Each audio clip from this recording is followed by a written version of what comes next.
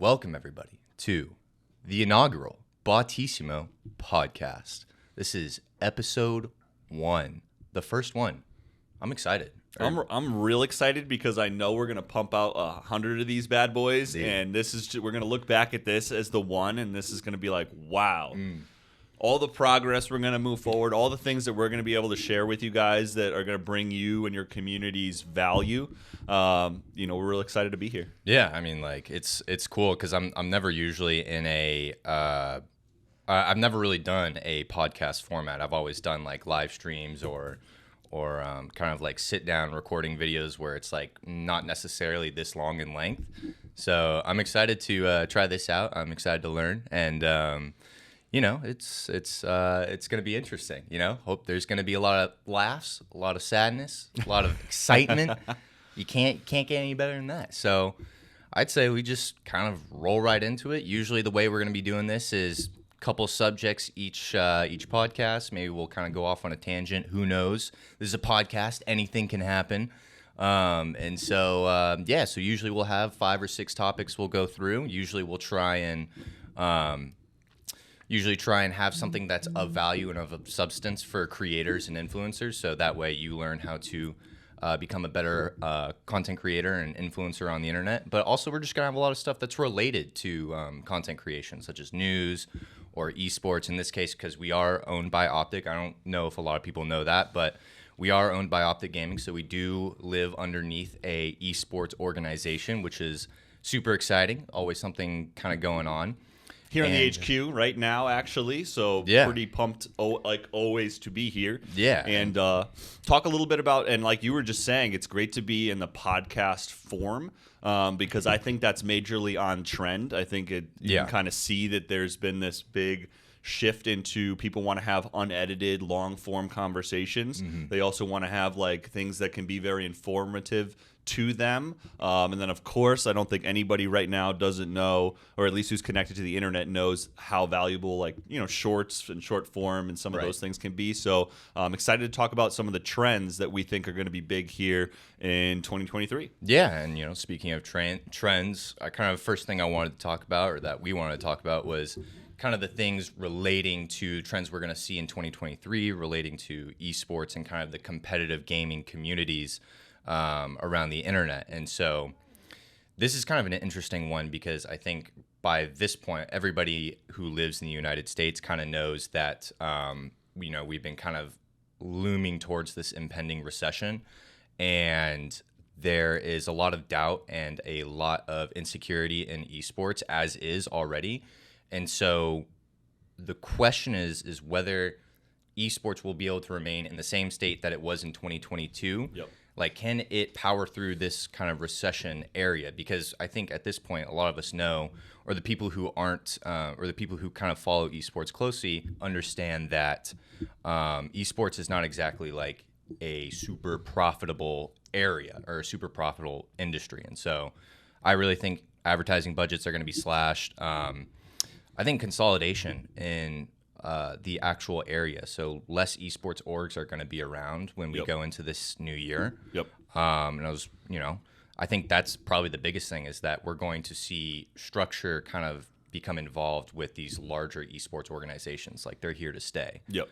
So, I don't know what you think about that, obviously, but I mean, the big thing that I think, and I think you kind of nailed it right there, is you're going to have budget slashes.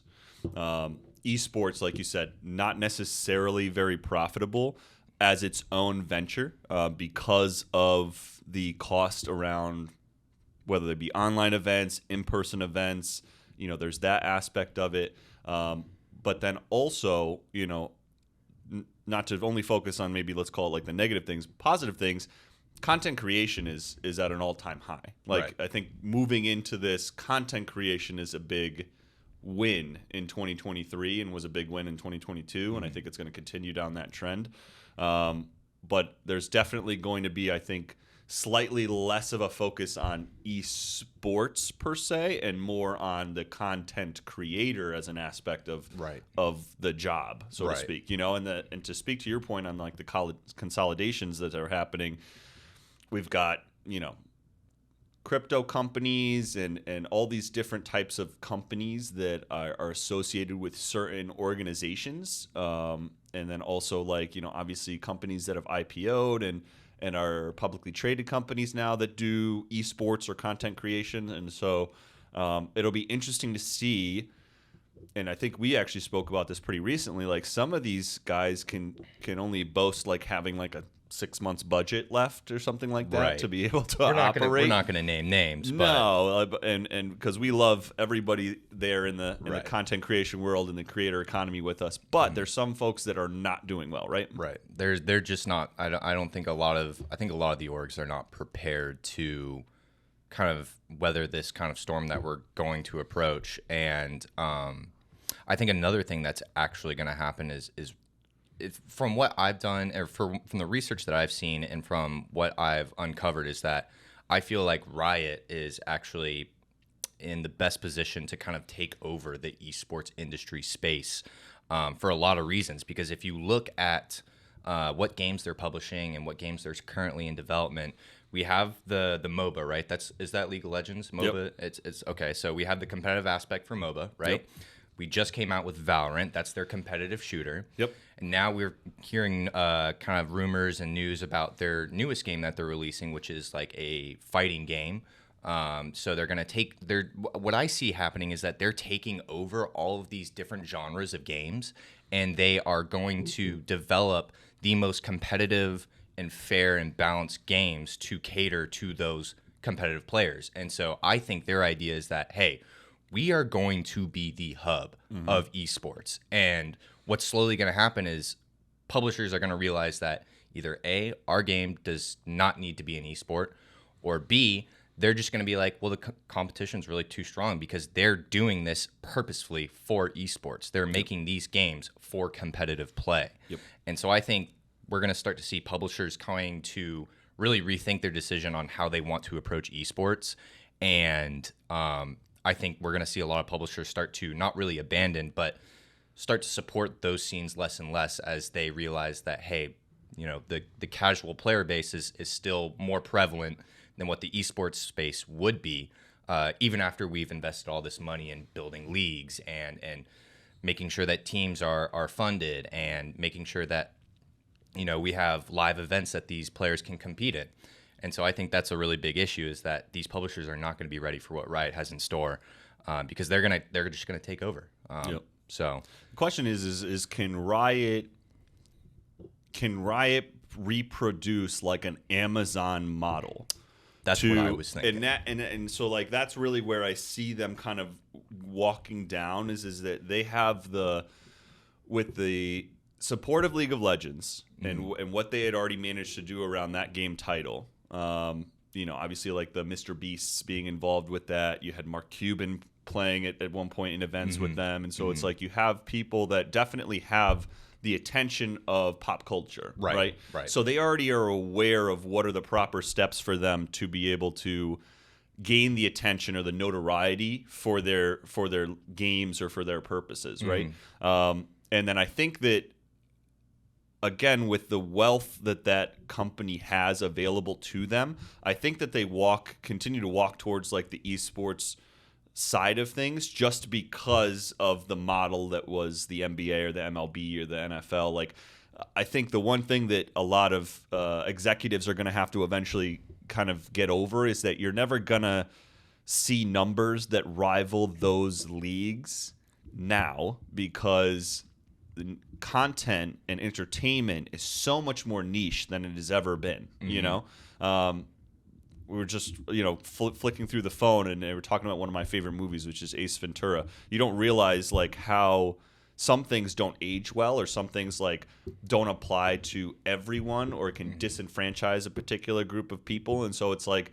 those, I think that as you walk towards a model where big companies are trying to take over, become a hub for all of the content, all of the entertainment, all of the events or participation, I think you're going to have more and more of those people start to walk towards, okay, let's let's get everything, let's do a little bit of everything, and let's see what happens. And I think Riot is one of those people who can still do that during a recession because they've got money bags, right? You can't do that if you're like a indie game or if you're somebody else. Like, there's no shot. You gotta you've got to properly invest, find the best value, and that kind of actually, like, I think is a great segue for us on like what's the value or the trends that we see in 2023 that are going to be the most valuable for both big organizations but also like small businesses, and like on the content side, really. Kind of like, what are these trends going to look like? And for me, I 100% still believe that short form content is still going to be king. That's just probably the biggest thing. It's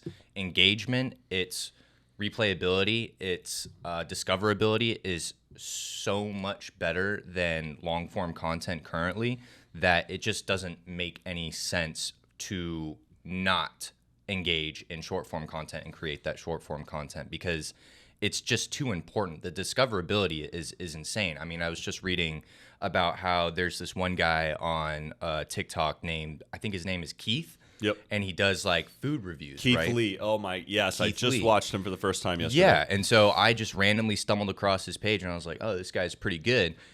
Like 2 days later, I hear him in the news and he reviewed a food establishment that was struggling in Las Vegas. Yep. And he went over there and he tried their food. They had like chicken parmesan bites or whatever it was. Yep. And Frank and Sons. The Frank and Sons episode that he did. Yep. Yeah. And so he tried it and he posted it to his account, and suddenly that business just exploded. I mean, they were doing an interview. One of the local news networks was doing an interview with the owner of that establishment, and he was basically just saying, I've never cooked more food in my life. Like, we had to go to the store to get more ingredients so that we could actually serve all these people who were coming into our restaurant. And I was like, wow, if that's the power of short form content, like, it should be a no-brainer that, you know, almost every brand that touches kind of the community aspect or the community engagement of their business needs to start investing into that type of content, because it's just it's so powerful, and it's so shareable is the thing. Yeah. It's shareable. Well, it's a proper investment of your time, right? I think the reason why podcasts worked for a time in the last 10 or 15 years and why they grew in popularity was because that was a passive listening or experience, right? Where you put it on, and I even do it to this day. You're working on something, a presentation, you're writing emails, let's say, whatever. You turn on a podcast so that you have some noise in the background. And if you're working solo, it's so that you don't feel like you're just completely by yourself. You still feel connected. You still feel like you've got things going on. The short form experience, as far as an investment of time and why it makes like what is truly like the best top of funnel right now for your community, is the fact that you're only investing 15, 30, 60 seconds. Like, rarely, and Keith is somebody who I think is great and has gotten away with doing longer videos. He does a 3 or 4 minute video on TikTok. But the greatest thing about that is that Keith, shout out to him, he lives in Las Vegas, ex-fighter, was trying to figure out, his job prospects and what that was going to look like for him. And in the midst of trying to just look for and find his next career path or job opportunity, what have you, he started making food reviews, and that's his next job opportunity. That's his next career, right? Yeah. So it just goes to show you that, that particular mode right now is as a great top of funnel in discovering a community and discovering what value you have to people. There's not that Frank and Sons, that viral TikTok. There's not 30 million people that live in Las Vegas. No. Let's just be clear. No. Those are individuals that are getting a value out of that, of like him doing, whether he realizes it or not, ASMR. Right? The fact that he's actually reviewing an establishment, the fact that he tells a story. He talks about how nice Frank was and that Frank told him to, hey, man, grab a Gatorade, and is basically like not charging him for things and is like being a really good host. Right. But, if you don't have enough business, sometimes being a good host can be bad. I was in the restaurant business as a chef. It's not you have to make sure that you're covering your ends and you're not doing that for every customer. You want to do that for some people, but not everybody. And so it's just amazing that somebody like Keith can get a shout out from Mr. Beast, and that if you look at that TikTok, he actually gives Mr. Beast like 3 different deals before he's gonna do anything for him, which was just like, talk about a great contract negotiation. It's like you got a lot of Beast. You may think doesn't have any pressure on him. He's got pressure on him because now he has to do one of those 3 things if he wants to interact with Keith. And Keith is the flavor of the month. He's like one of the top guys.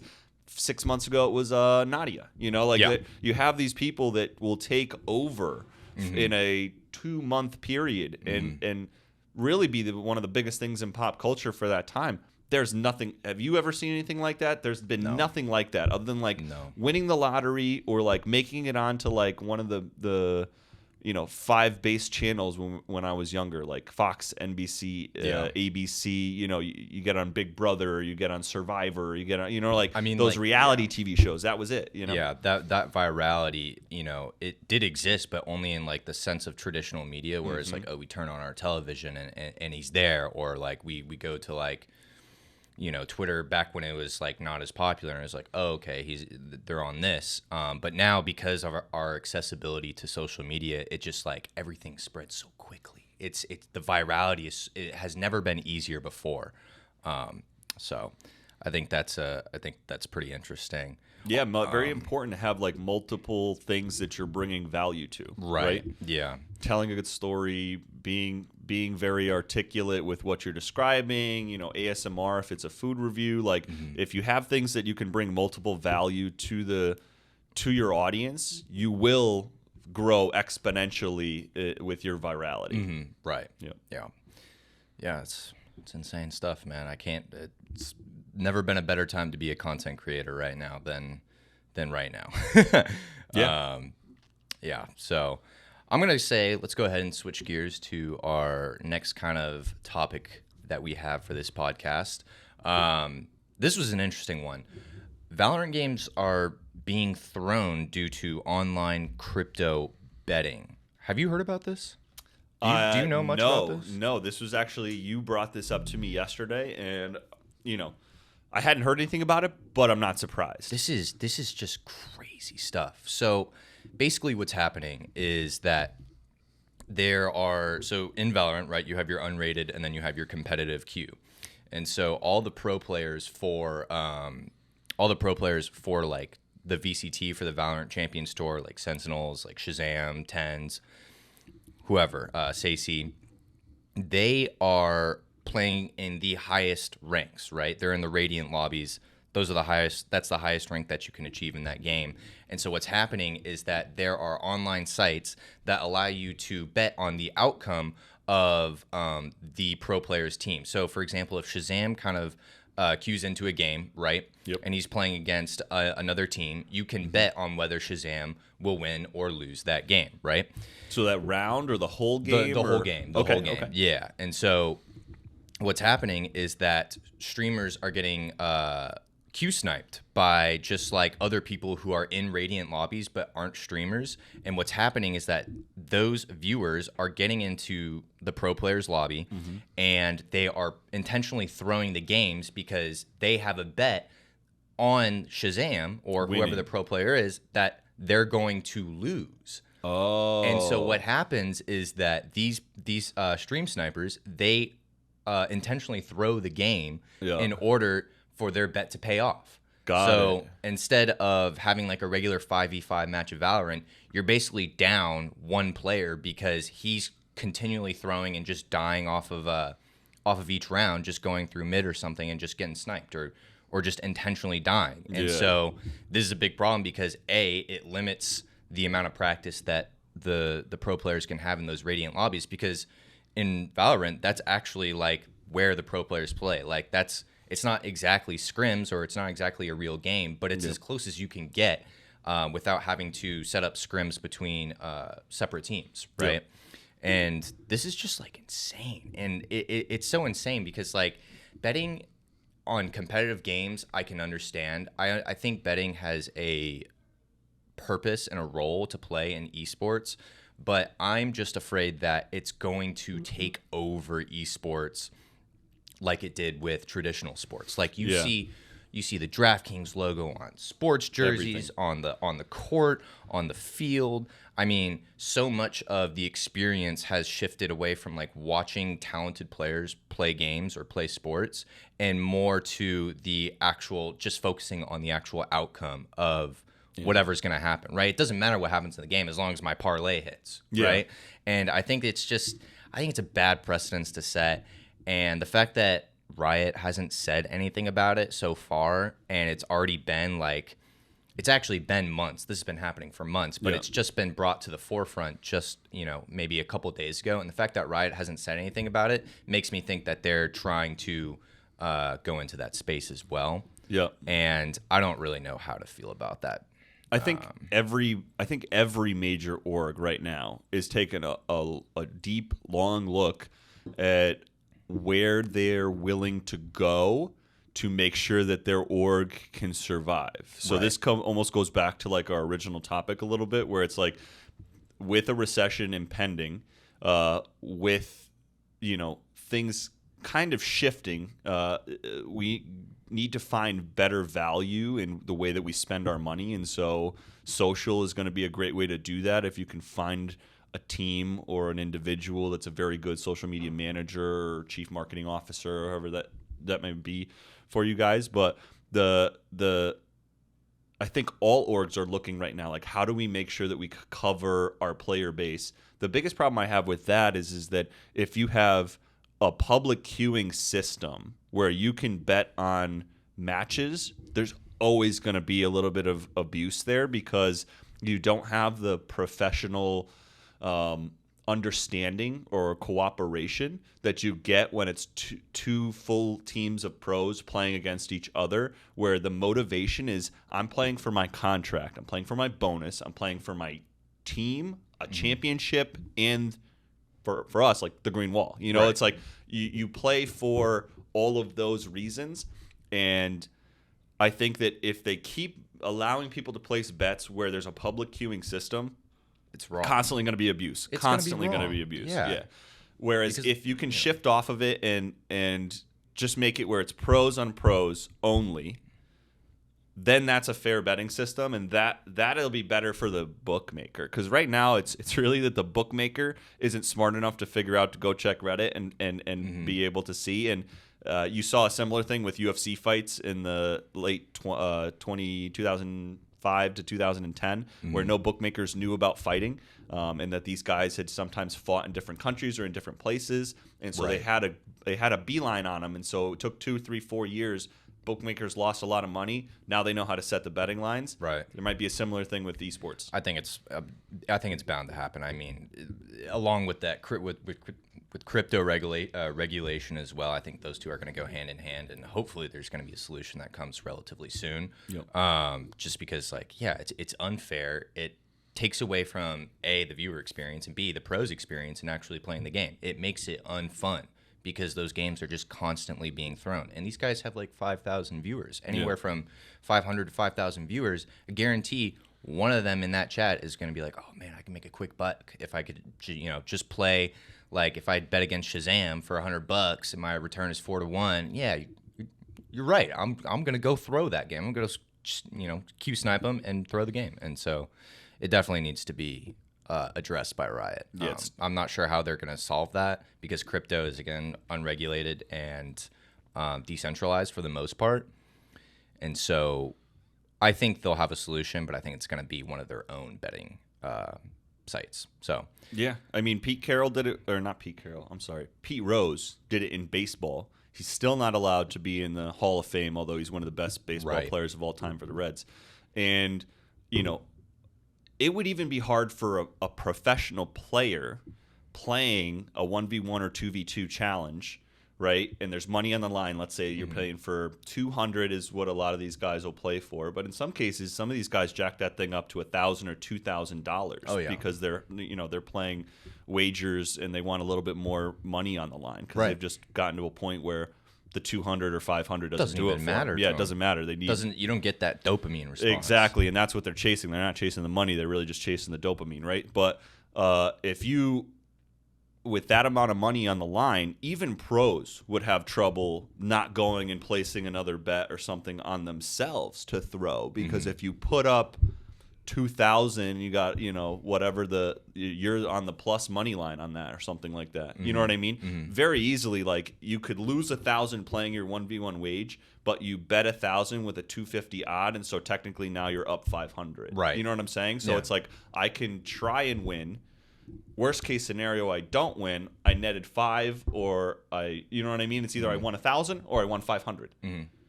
Yeah. That's a win-win scenario. It's like, the more of those that you allow, the worse off that betting company is going to be, and the less interested they're going to be in allowing other people to actually bet legitimately on esports. Right. So that'll be a problem. Yeah. It's just insane, man. I can't believe games have become that competitive where it's just like, dude, people are betting on just regular ranked games. Please get a life, dude. Like, I'm begging you. Get a life. Oh, man. Yeah. I think that's a good way to segue into our next topic, which is, it's not really Jake Lucky, but Jake Lucky. He's so I don't I think me and you have both seen this, but Jake Lucky is one of the most prominent reporters in esports and gaming news. Does a lot of stories about indie games, a lot of people, a lot of content creators who are doing really unique and special things. And something he said earlier in the week, or actually, like 2 weeks ago, he was talking about LinkedIn, and he was talking about how LinkedIn has been his fastest growing platform for talking about esports and gaming stories, which to me, that's incredible. I mean, like, you would think that either TikTok or Twitter or Reddit, even Reddit for that matter, would be faster than that. But no, it's LinkedIn. And I think that says a lot about what the direction of content creation can look like in the future of 2023, is that I think more creators should absolutely be using LinkedIn as a social media platform for their content. Obviously, you have to structure it in a way that relates back to the business aspect or the techniques and the strategies you use to grow as a content creator. But no one does it right now. There are very few YouTubers, content creators, influencers who utilize LinkedIn like that. And the thing is, because nobody uses it like that, the discoverability potential is massive. Best way that I can kind of describe it is, there was definitely a point in the 2012 time frame, like early 2010s, where Facebook had really started to pop off, because it's a platform that allows multiple genres of content to be able to live. Turn your ringer off, dude. Turn your vibration off. Oh, my bad. How do you do that? I don't know. There we go. Right, no, that's turn the ringer on. There we go. Turn it off. Perfect. So anyways, very interesting for Lucky to say that that's his biggest platform that he's growing on, because I think we all have seen him transition and do TikToks. Again, my point that I was just making a moment ago is like the Facebook that time frame, because it had so many different options of media on the platform, there was a lot of massive growth. There's a lot of people still to this day. Corey Funk is one of them, for example, where like he makes reaction videos. He's one of the first reaction video guys. He has millions and millions of followers. And so if you look at LinkedIn is very much in a 2015, 2016 Facebook type of era where like videos are not the most prominent thing that you see on LinkedIn. Right. It's text-based content. Yeah. It's copyright. It's visual. It's a graphic. It's like, that is so, I loved reading the newspaper, but it's like the newspaper's got nothing on like, the .com version of that, right? Because it's interactive. It'll automatically play or move on to the next thing for me. Some of the features that LinkedIn is started to use, or other platforms have started to use to make you auto engage and move on to the next thing. That's a huge advantage for you. And I also think that particular space is craving esports because they don't really know about it. They're just finding out about it now. Right. They've heard about it from their kids. They've heard about it in passing in a news outlet or online or something. And now it's like, okay, now I should really like pay attention to this. Especially, I think, hearing that there was a company that obviously companies in the space that have IPO'd or that have been thinking of moving in that direction. People love to know about the future of money and the future of an industry, right? And so, I think that LinkedIn has a lot of potential. What do you think? Yeah, no, I'm the same way. I mean, we're already starting to see it, obviously with Jake Lucky, but also there's another prominent figure. I'm not sure if you're familiar with Danny Duncan. Yeah, Danny. So Danny Duncan, a lot. You're right. Danny Duncan is probably the smartest businessman or YouTuber or content creator who can do both at the same time and succeed really well. Yep. And he's got his merchant Zoomies and Spencer's. He's got his own I think it's his own ice cream shop that he's opening up, or frozen yogurt or something like that. He's also got what's the other thing that he has? It's like a God, what is it? It doesn't matter, but he's one of the few YouTubers I see who's very frequent on LinkedIn making content for those business advertisers, because he knows it's such an easy way to get and connect with someone who can sponsor him, who he can work with, who is a brand that he can trust, because he knows the people and he knows their resume and he knows their experience through LinkedIn. And I think that's one of the biggest things that content creators don't do it. And I think it's actually because they just don't have that technical background, right? They're good entertainers, they're good gamers or hosts or whatever they do, but their business expertise is something that is lacking. And I think that's a universal trait of a lot of content creators.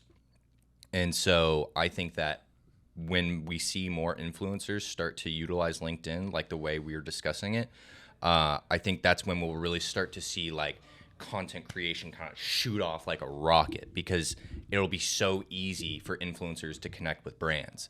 And that's one of the main ways of achieving revenue for your content, which I think is super important. So yeah, definitely LinkedIn. That is definitely the future, along with short form content. Even putting your short form content on LinkedIn works, right? Because most videos are only going to be like a minute in length on LinkedIn. Mm-hmm. Otherwise, people are just going to scroll off of them, right? Yep. And so I think that adapting your content, so say you have a TikTok or something that talks about content creation or like how you grow your brand, you put that on LinkedIn, I guarantee you someone from another brand or a retailer or a partner is going to see that and be like, well, maybe we should keep that creator in mind. Maybe he knows what he's talking about, For sure. So I think that's the biggest thing to take away is LinkedIn needs to be tapped in by more creators. And I'll put this as a hot take, and Danny, I hope you see this and you can correct me, but I'm going to be honest, I don't know that Danny does his LinkedIn posts. Maybe I'm not giving him enough credit. I doubt it. I would say that it's probably somebody on his team that's doing social. Yeah. At least one or two people that are probably handling that responsibility for him. Right. But somebody like a Jake Lucky, that's all Jake. I got to give a shout out to Jake. Jake doesn't have a team of people that do his socials. He is the social team. Yeah. So I mean, from that point of view, Jake is somebody who is really just like doing it all, and Danny is like you said, great businessman, which means he's assigning the best person for the job and delegating that task to them. And what they've done with making sure to shout out certain sponsors that they've worked with, shout out the brand opportunities that they've developed or the brand products that they've developed, services, etc. I think that's another person that's super winning and clearly has put LinkedIn as a priority. And the other thing that I would say that could be really valuable here to our audience is that another person that's looking, and I think it's pretty obvious that the LinkedIn space is let's call it like 35 to it's a much older demographic 50, for sure, 60 maybe at the older side of things. Facebook is another one where Facebook Reels is popping off right now. It's all Gary Vee wants to talk about is Facebook Reels. And the fact that that's a similar demographic, it is the number one holder of people between 50 and 70, right? Right. So if you wanted to lean a little bit more towards letting people know about what's going on with esports, but breaking it down to them and means that they would understand, maybe some 80s references, some 90s references. Some pop culture from their time period. Make it understandable to them, like whether that be memes of like teams and then rock metal bands next to them, or grunge bands like FaZe and Nirvana sitting next to each other. Like, if that's how you got to make people understand the opportunity, you got to just make those connections. But those demographics, believe it or not, are the ones that are craving this info because they've never had it. They didn't know it exists. They're finding out that there's a whole new pro league, sport league that they had no idea existed before. And so they're the ones that want the info. Go to those platforms. You will find success in getting those people as customers. Right. Yeah, I totally agree.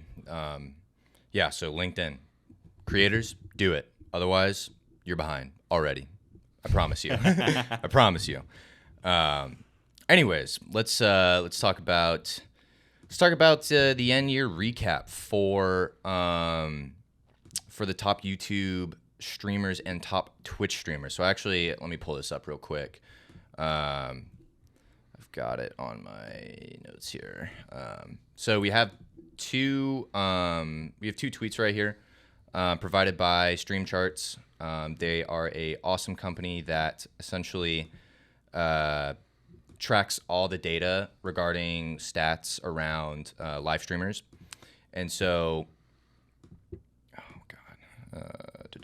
let me see if I can't pull this up. So these are the most watched Twitch channels of 2022. So obviously we have XQC, Galls, iBuy, RM Play, Hassan Abi, kind of like the traditional streamers that we have been known to see as kind of like the top leaders of the platform. And you can see their hours right here. So obviously, and last we have I don't know who that is, but he's got about 68 million hours, which is pretty good. And at the forefront, you got XQC, which has 224 million. Now, what's interesting about this is let's take a look at YouTube's. And YouTube's is actually much different. If we look at their top charts, you'll see that it's Speed, a Japanese channel I'm not familiar with, Tim the Tatman, Dr. Disrespect, Ludwig, right? Kind of the new players that have moved onto the platform, around 1 to 2 years ago. But what's interesting is if you notice, Speed has 37 million hours watched. That is dwarfed by what XQC had in 2022. And I think that most people are going to look at this and say, "Oh man, that's pretty bad. Like that's YouTube doesn't seem like it's worth it." But I think what most people miss is that on Twitch, you have the most dedicated and loyal followers of the live stream genre on your platform. On average, a Twitch viewer watches, like a power user of Twitch watches around 91 minutes of content on that platform per day. Yep. And so when you put that in perspective, it makes sense that like XQC would have 224 million hours because these are your power users. These are the diehard live stream fans. And on YouTube, it's different because live stream is an aspect of content creation. It is not the content. It is an aspect of content creation. And all these streamers have grown significantly more than any other Twitch streamer on Twitch's platform, which makes me think that YouTube is actually, they are very close to actually overtaking Twitch in the live stream space because they can offer more than just live content. So I don't know what you think about that, but the VOD setup is far superior, obviously, in the YouTube. Oh, yeah. Because of the way the platform has been built, the competitiveness of videos in the platform, obviously like thumbnails and the way you discover things. Like YouTube gives you an even playing field once you hit that homepage, where it's like whatever is performing best that day based upon analytics of the video itself, that's what's going to the top of the page. Right. Whatever has the best click-through rate, whatever has the best view duration, retention, average session time, all of that. That's going to be the winner. In Twitch, it's who has the most viewers. Yes, I'm sure that you can still like view bot much more on Twitch than YouTube. I'm sure YouTube still has some of those issues, but to your point, YouTube having entire libraries of people to watch videos. You know, if that's a legitimate statistical breakdown where iShowSpeed is 30 or so, was it 37 million or something? Yeah, 37 million. And then XQC has 224 million. That's only counting live hours so watched. So that's what was my point, is that if we're only talking about live hours watched, yes, iShowSpeed is the highest with 37 million. The next closest is around 22 million. But what they're not accounting for is how many of the videos did they go watch on Speed's channel? Right. How much money did Speed generate? Because I think we all know that the monetization that you're getting off of YouTube and that RPM, CPM, as far as like cost per milli, revenue per milli, is going to be far higher than that of the Twitch. And so therefore, yeah, those numbers don't look great, but you're not seeing the paychecks behind them. Yeah. And you're not seeing the view time on the rest of the video library. Exactly. So I think that, to your point, I think that when XQC gets on, every one of his fans logs in because they know they're not going to really get a YouTube video, or they're not really going to get some other content. Or it's not going to be on the main channel, or it's going to be difficult to find, or right? Exactly. So they understand, and plus that's part of the live stream culture, is that the best experience is when you're watching it live. And so watching it as a VOD is a bit different because it Twitch is the slogan, like, it's happening now, right? Yep. Because that's when it's the live experience is really good there. But most people can't afford to invest 91 minutes a day of their time into watching something live, right? Because as we grow older, we have more things we're doing. We're more invested in other things. And so those VOD pieces become increasingly more important. And I think that's why YouTube is actually going to overtake Twitch in the next probably several years, because they understand that you need both aspects of that type of content in order to really enable creators to grow and basically expand their presence as a brand and as an influencer. And I think the only thing they really need to figure out is how both long form content and short form content can coexist, right? Because I think a big problem right now is that short form content is it's kind of, well, it previously was kind of just being thrown into the mix of the long form content, but now I believe they've actually separated the two categories out when you visit a channel.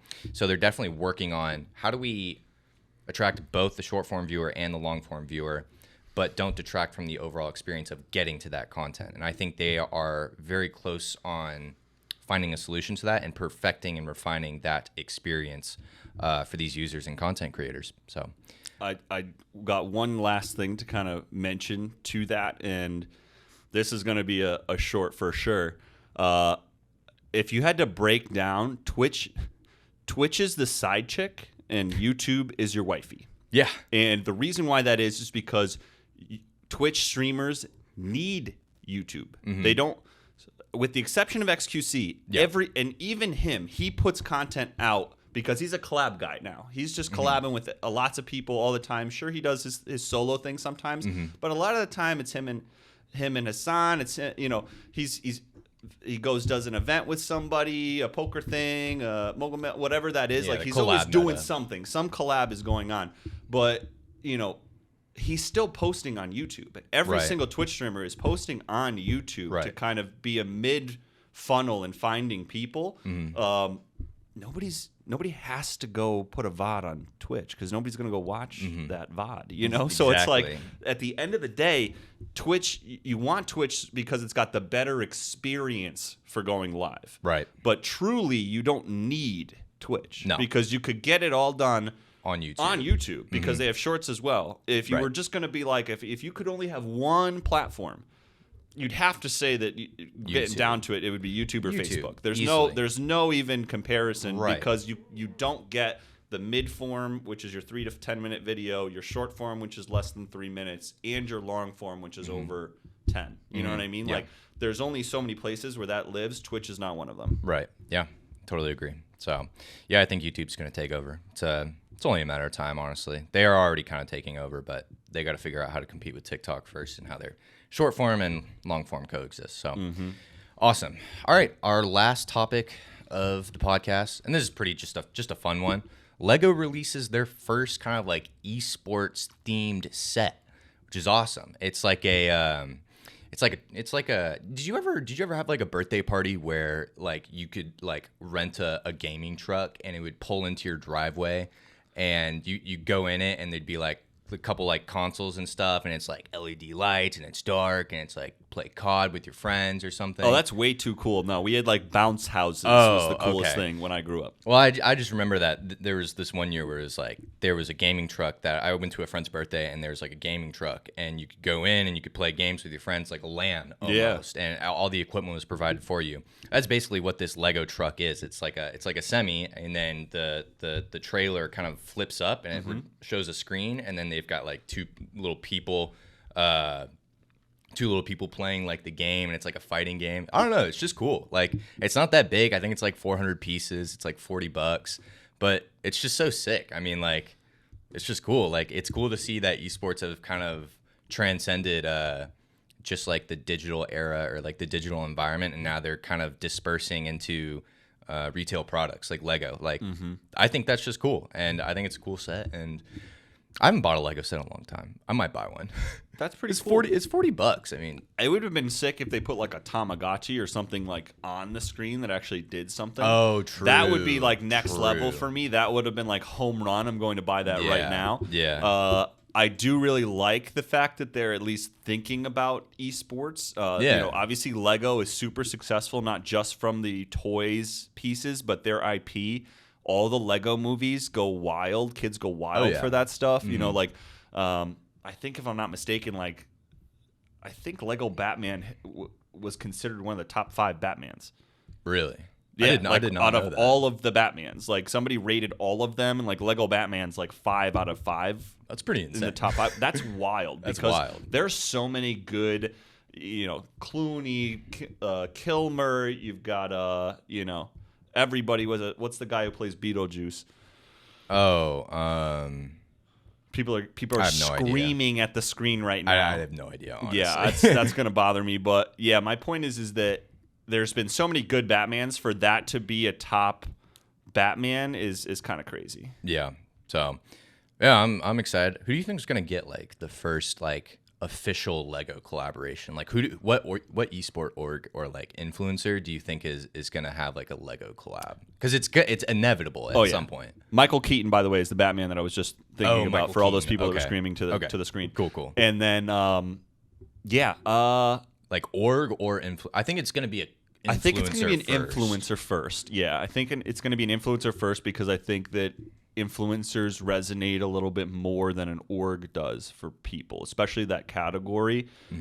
Assuming that other than diehard Lego collectors, I think you kind of stop Legos at 10-ish. I don't know. It's maybe? kind I of don't coming know. back into style as an adult, like Okay. buying Legos. I don't know. I've just seen it on TikTok where people my age are like, "Oh my god, new Lego set dropped. Let's go." Okay. So Yeah, I'm maybe like, it's not a maybe- hardcore thing. Maybe it's like I don't know. Maybe there's something there.